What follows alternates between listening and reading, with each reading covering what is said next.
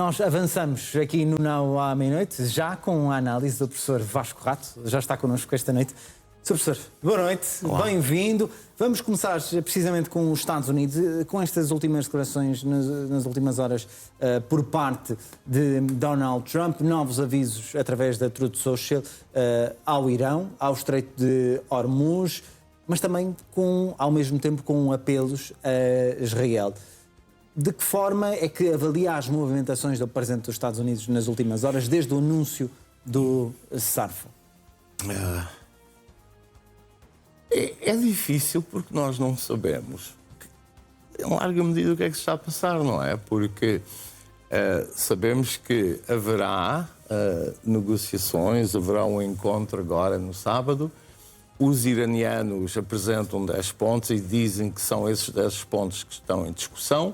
Os Estados Unidos dizem que não são esses os 10 pontos, portanto não sabemos exatamente o que é que vai ser discutido. Mas há dois problemas que Trump tem. Um é o problema essencial que foi referido, que foi utilizado como justificação para esta intervenção, que é as armas, as chamadas armas nucleares.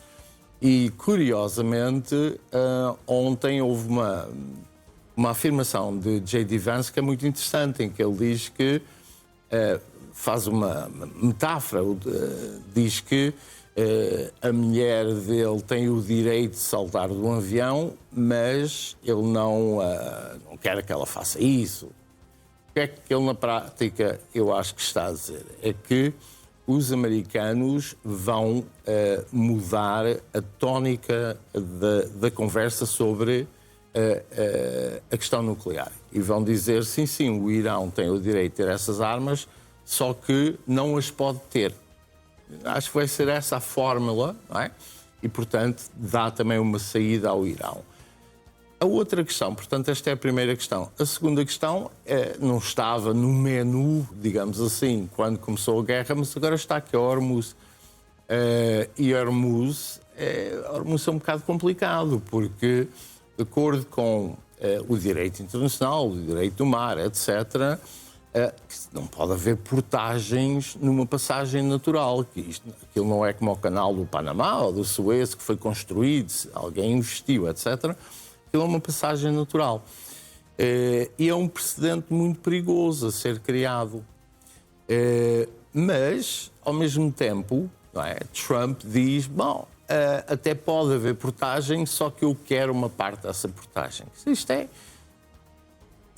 absolutamente inaceitável e, portanto... Aliás, sugeriu, inclusivamente, administrar o canal, juntamente, dar uma ajuda ao Irão. Não, mas não há administração nenhuma do canal, ou não deve haver, porque este tipo de passagem é de circulação livre. Não é?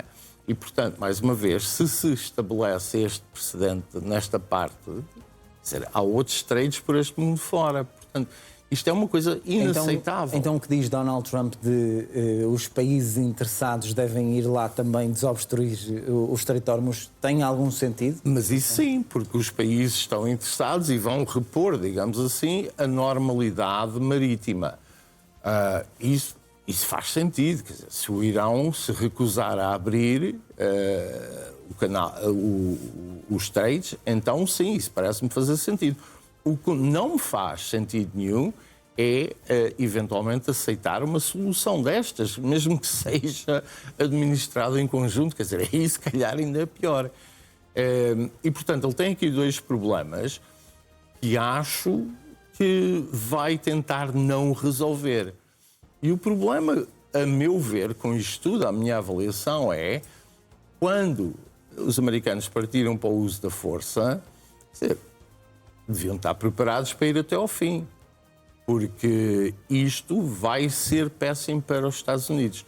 Os Estados Unidos criou-se um conjunto de conflitos com vários aliados, e se agora é permitido que a República Islâmica bloqueie os estreitos e se houver um acordo ambíguo em relação a estas questões essenciais, mais uma vez que justificaram a guerra, quer dizer, então, quando os chineses olham para os Estados Unidos, quando a Rússia olha para os Estados Unidos, percebe que aquilo é taco. Portanto, não, não é dissuasor. Portanto, eu acho que para os Estados Unidos, ou não se teria usado a força, ou ia-se até ao fim, porque esta afirmação de Trump, e eu não reparo que eu tenho de compreender o que Trump faz, etc. Eu não sou anti-Trump primário, quer dizer, não tenho esse tipo de reação pavloviana.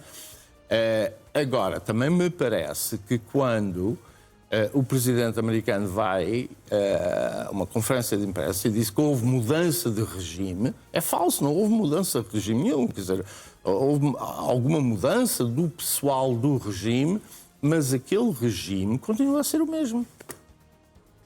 Professor, vamos olhar para a questão do Líbano-Israel. Israel tem mais interesse nesta altura em manter o conflito no Líbano, ou seja, este anúncio de Netanyahu de conversações, é mais para responder a Trump, para agradar a Donald Trump? Porque as conversações vão ser com o governo libanês, que na prática não consegue fazer aquilo que anda a prometer há anos, que é desarmar o Hezbollah. Portanto, o problema essencial do Líbano é o Hezbollah. É daí que vêm os ataques, é daí que Israel identifica a ameaça. O governo libanês, aliás, há até uma missão das Nações Unidas no Líbano para desarmar o Hezbollah. Isso ainda não foi feito. E enquanto não for feito, quer dizer, as negociações com o governo de Beirute, o governo libanês, o governo nacional, não podem dar em nada. Portanto, o que é que, a meu ver, o que é que Netanyahu está a fazer? Está a dar a resposta a Trump, está a dizer, sim senhor, eu vou conversar, sabendo à partida que essas conversações não terão significado grande. Ou seja, destas negociações diretas, não falando nas outras, nestas negociações diretas entre Israel e o Líbano, que supostamente vão acontecer na próxima semana, podemos esperar alguma coisa? Não. Até porque há já a garantia de que as negociações a acontecerem vão acontecer debaixo de fogo. Sim, quer dizer, hoje à noite Netanyahu voltou a dizer que não há cessar-fogo. Eu presumo que aconteceu, o próprio J.D. Vance disse que neste entendimento com os Estados Unidos e o Irão, o Líbano não estava incluído. O Irão dizia que estava incluído.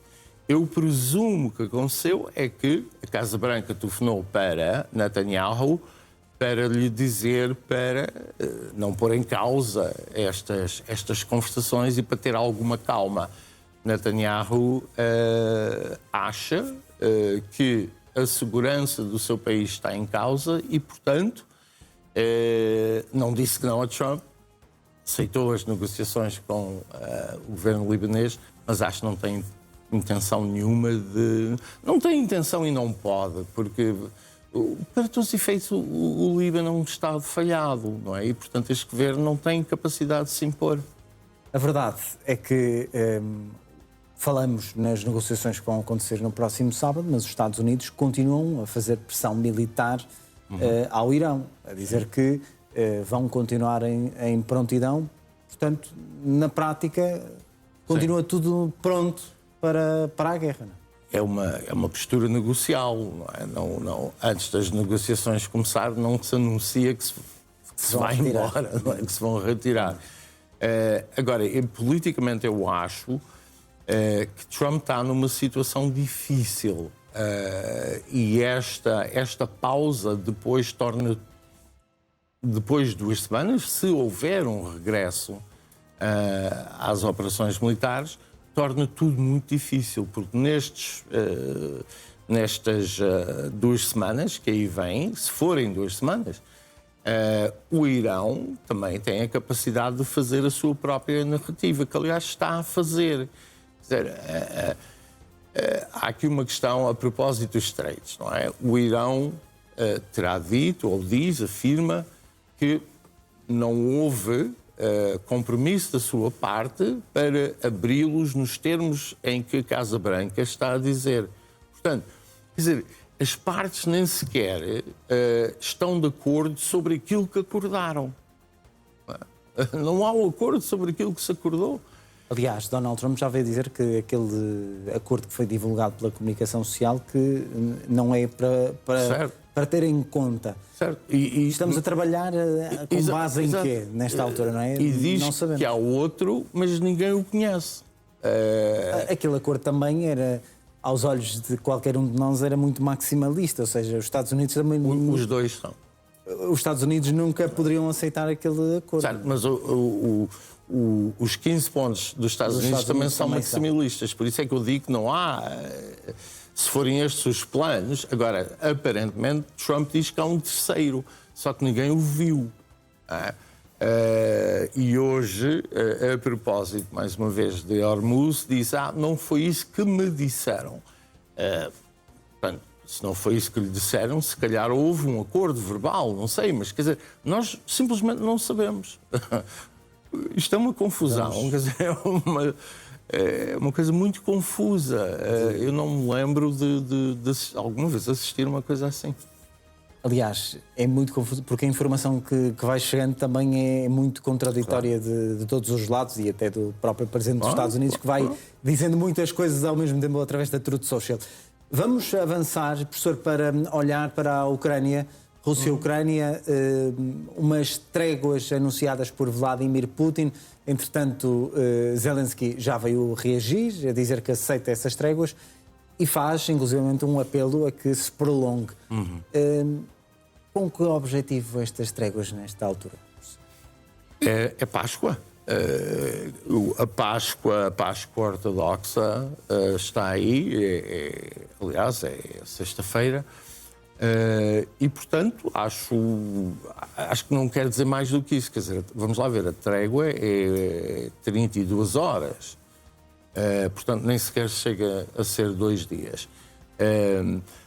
Há coisa de 2 ou 3 semanas, Zelensky pediu que houvesse uma trégua da Páscoa e, na altura, Moscou nem sequer respondeu. Portanto, também não me surpreende que ele tenha dito que sim.